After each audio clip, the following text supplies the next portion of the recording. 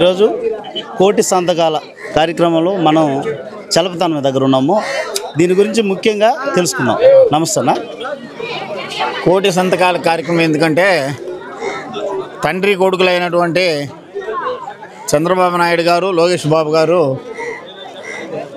గతంలో జగన్మోహన్ రెడ్డి గారు ఈ రాష్ట్రానికి కావలసినటువంటి ప్రభుత్వ వైద్య కళాశాలను 17 కళాశాలను శాంక్షన్ చేసి ఈ రాష్ట్రానికి తీసుకురావడం జరిగింది.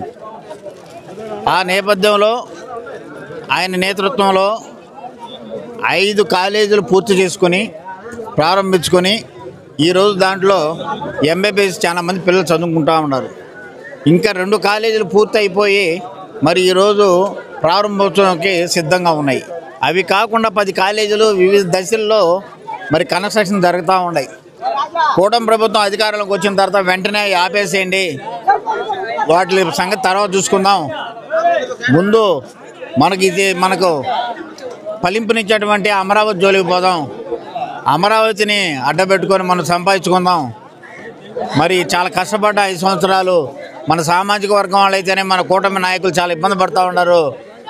మరి ప్రపంచ బ్యాంకుల నుంచి అయితేనేమి, మోడీ గారి అండతో కేంద్ర ప్రభుత్వం నుంచి అయితేనేమి, మరి ఆర్బీఐ నుంచి అయితేనేమి అప్పులు తీసుకొచ్చి ఆంధ్రప్రదేశ్ని అప్పుల్లో ఊబిలో నెట్టేసి ఆంధ్రప్రదేశ్లో ఉన్నటువంటి పేద బడుగు బలహీన వర్గాలకి సంబంధించినటువంటి సంక్షేమాలను పక్కన పెట్టేసి మరి మన కుటుంబం సంపాదనే ధ్యేయంగా ఈ యొక్క కూటమి నాయకులు పనిచేస్తూ ఉన్నారు.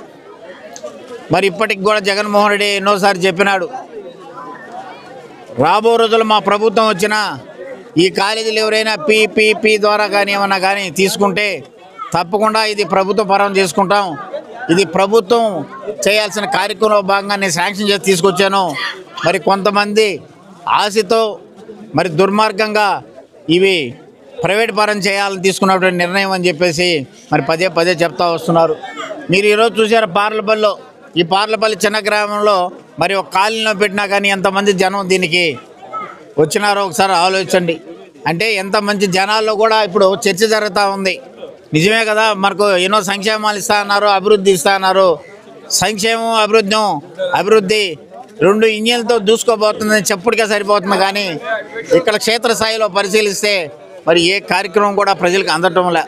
సరే, అందకపోయేది పక్కన పెడితే గత ప్రభుత్వం శాంక్షన్ చేసినటువంటి కాలేజీలు కూడా అమ్మటానికి సిద్ధపడ్డారు. మేము ఒకటే కూటమి ప్రభుత్వం ఉన్నటువంటి అధినాయకత్వానికి సూటి ప్రశ్న వేస్తూ ఉండ, మీరు కూడా మంచి పనులకి ఏదైనా సహకరిస్తే మేము తప్పకుండా దాన్ని తప్పకుండా మేము కూడా ఆ కార్యక్రమాన్ని శ్రీకారం చుడతామని ఎన్నోసార్లు అసెంబ్లీలో మాట్లాడటం జరిగింది.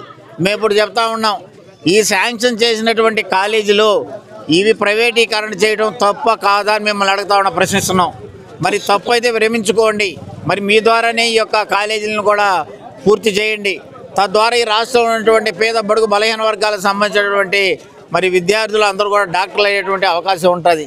అదే కాకుండా సూపర్ స్పెషాలిటీ హాస్పిటల్ కూడా ప్రతి కాలేజీకి అనుసంధానంగా సూపర్ స్పెషాలిటీ హాస్పిటల్ ఉంటాయి. కాబట్టి ప్రతి ఒక్కరు కూడా ఈ కార్యక్రమం మరి ఏ ఒక్కరితో కాదు, ఒక పార్టీది కాకుండా మరి రాష్ట్రంలో ఉన్నటువంటి ప్రతి ఒక్కరు కూడా ఒకసారి ఎందుకు ఈ యొక్క కూటమి ప్రభుత్వం ఈ తప్పు నిర్ణయం తీసుకుంటుందో ఒకసారి ఆలోచించి మరి ఆ నిర్ణయం వాళ్ళు ఉపసంహరించుకునే విధంగా రేపు జరగబోయేటువంటి 12వ తేదీ జరిగేటువంటి రాష్ట్ర వ్యాప్తంగా జరుగుతున్నటువంటి నిరసన ర్యాలీని మరి ఈ యొక్క ప్రైవేటీకరణ అడ్డుకుంటూ మరి ప్రభుత్వమే ఈ యొక్క కాలేజీలని మరి పూర్తి చేయాలని ఒక నినాదంతో ముందుకెళ్తున్నటువంటి గౌరవ జగన్మోహన్ రెడ్డి గారికి అయితేనేమి, మరి వైఎస్ఆర్ కాంగ్రెస్ పార్టీ అధినాయకత్వం అయితేనేమి, మరి అన్ని నియోజకవర్గాల ఇన్ఛార్జీలు అయితే చేస్తున్న ప్రయత్నంలో మరి ప్రజలందరూ కూడా భాగస్వామ్యం అయ్యి మరి కార్యక్రమాన్ని జయప్రదం చేయాలని కోరుకుంటూ సెలవు తీసుకుంటాం. నియోజకవర్గ స్థాయిలో ప్రతి గ్రామాల్లో మనం ఈ కోటి సంతకాల సేకరణ పెడుతున్నాం.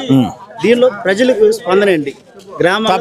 తప్పకుండా దాంట్లో ఏంటంటే మరి వాళ్ళకి చెప్పితే తెలిస్తే తప్పకుండా వచ్చేసి మరి దగ్గరకు వచ్చి వాళ్ళు సంతకం పెట్టడానికి సిద్ధమవుతున్నారు. ఎందుకంటే నిజమేనా, జగన్మోహన్ రెడ్డి గారు 17 కాలేజీలు శాంక్షన్ చేస్తే ఈ దుర్మార్గులు వీటిని ప్రైవేటీకరణ చేయడానికి సిద్ధమవుతున్నారా? ఇంతకన్నా ఆయనేమా రేపు నా బిడ్డలు నా మనవాళ్ళు చదువుకోవాలనుకుంటే, నా మనవరాలు చదువుకోవాలనుకుంటే విదేశాలకు పోవాల్సి వస్తుంది, పక్క రాష్ట్రాలకు పోవాల్సి వస్తుంది. మరి ఈ రాష్ట్రంలోనే తీసుకొచ్చే 17 కాలేజీలు ఎన్నడూ లేని విధంగా గత ప్రభుత్వాలు స్వతంత్రం వచ్చిన తర్వాత ఈ ఆంధ్ర రాష్ట్రంలో 11 కాలేజీలుగా పరిమితమై ఉంటే మరి ఒక్కసారిగా 17 కాలేజీలు తీసుకొచ్చి ఈ రాష్ట్రాన్ని ఒక పక్క విద్య, ఒక పక్క వైద్యంగా ఎంతో అభివృద్ధి చెందాలి తీసుకున్నటువంటి గౌరవ మాజీ ముఖ్యమంత్రి వైఎస్ జగన్మోహన్ రెడ్డి గారిని చేసిన సేవలు ప్రశంసనీయం. ప్రైవేట్ పరం చేస్తే ప్రజలు ఏ విధంగా సమస్యలు ఎదుర్కోవాల్సి వస్తుంది? తప్పకుండా మేము అన్ని రకాల ధర్నాలు చేపడతాం. అవసరమైతే రాస్తారోకాలు ధర్నాలు చేపట్టి మరి క్షేత్రస్థాయిలో ప్రజల్ని మళ్ళా ఉత్తేజపరిచి మరి ఎటు పరిస్థితులైనా కానీ ఇది ప్రైవేట్ పరం కాకుండా కాపాడడానికి శాయశక్తులా ప్రయత్నిస్తాం. ఒకవేళ అటు కాకుండా కానీ ప్రైవేట్ వ్యక్తులు కానీ చేస్తే తప్పకుండా నెక్స్ట్ రాబోది వైఎస్ఆర్ కాంగ్రెస్ పార్టీ జగన్మోహన్ రెడ్డి గారి ప్రభుత్వం. ఎవరైతే ఈ యొక్క పీపీ దాని ద్వారా ప్రైవేట్ పబ్లిక్ ద్వారా ఈ యొక్క కాలేజీలు దోచుకోవాలని ప్రయత్నిస్తున్నారో తప్పకుండా వాళ్ళ దగ్గర నుంచి మళ్ళీ తిరిగి ప్రభుత్వం తీసుకుంటుందని కూడా వైసీపీ నాయకులకు కానీ మీ కార్యకర్తలకి మీరు ఏమని పిలిపిస్తున్నారు సార్? తప్పకుండా ఈ యొక్క సభ ద్వారా అయితేనేమి గౌరవ ప్రసన్న కుమార్ రెడ్డి గారి నేతృత్వం జరుగుతున్న కోవూరు నియోజకవర్గంలో జరుగుతున్నటువంటి ఈ సంతకాల సేకరణలు అయితేనేమి రేపు జరగబోయేటువంటి మహాధర్నాలు అయితే కూడా మరి అందరూ కూడా పాల్గొని మరి ముక్త కంఠంతో ఒక ఉప్పెనలాగా వచ్చి మరి ఏదైతే ఒక